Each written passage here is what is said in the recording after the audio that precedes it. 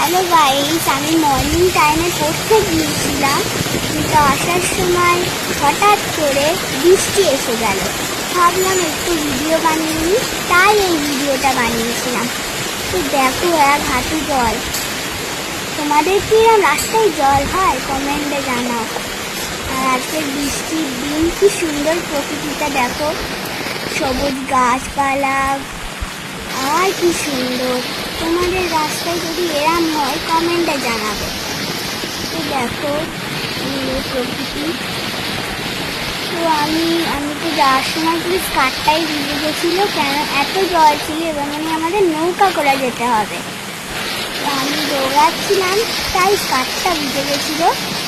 তো এই ভিডিওটা তাই বানিয়েছিলাম। কি করার, যেতে তো হবে, বলো তো। এই জন্য আজকের মতো বাই বাই, টাটা। আবার নেক্সট ভিডিওতে দেখা হবে। Bye bye.